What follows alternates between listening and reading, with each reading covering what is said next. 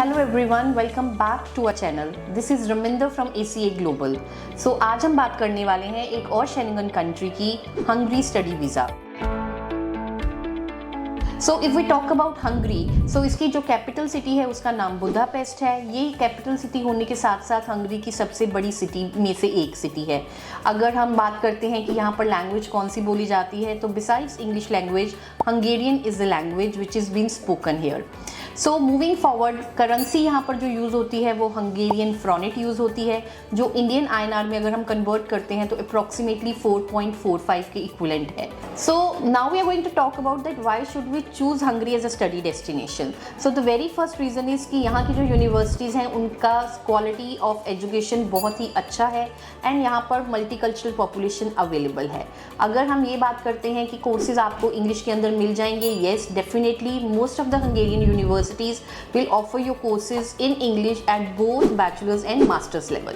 बहुत सारी यूनिवर्सिटीज़ आपसे आइल्स एंड टोफल का एग्जामिनेशन नहीं मांगती हैं, कुछ यूनिवर्सिटीज़ मांग सकती हैं एंड वो आगे आपसे एक इन हाउस एग्जामिनेशन इंग्लिश में भी लिखवा सकती हैं। कुछ यूनिवर्सिटीज़ ये इंग्लिश टेस्ट को भी वेव ऑफ कर देती हैं। सो आगे हम बात करेंगे यूनिवर्सिटीज़ की tuition fee and cost of living के लिए। सो अगर आप हंगरी को as a study destination choose करते हैं तो यहाँ की ट्यूशन फ़ी बाकी यूरोपियन एंड वेस्टर्न कंट्रीज़ के कंपैरेटिवली बहुत कम है।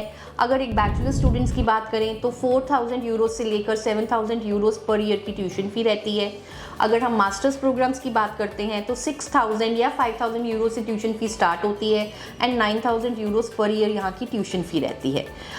अगर फर्दर हम बात करते हैं about the cost of living, so एक इंडियन स्टूडेंट अगर बुदापेस्ट के अंदर अकोमोडेशन, लिविंग कॉस्ट सब कुछ इंक्लूड करता है तो वो 600 यूरोज़ के अंदर ईजिली मैनेज कर सकता है।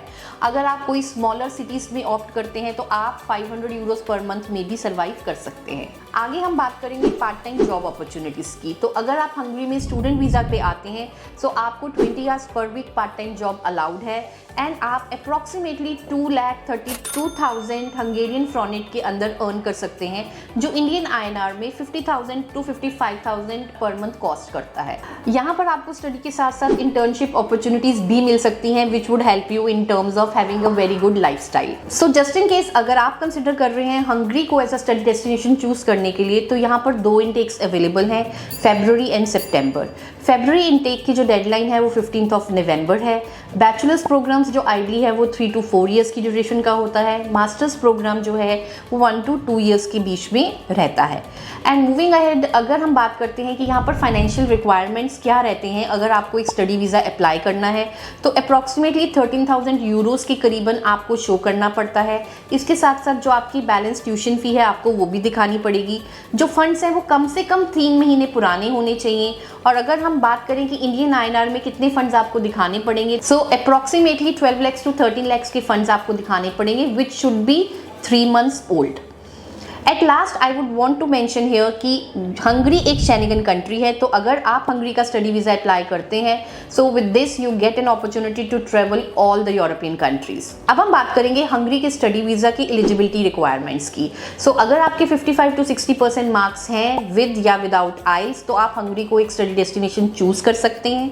So I hope this particular information is going to help you if you are looking forward to apply in Hungary as a student. So just in case if you are having any queries, please do call us on the given numbers, or you can reach out to us at any of our branches in Kurukshetra and Panchkula. Thank you.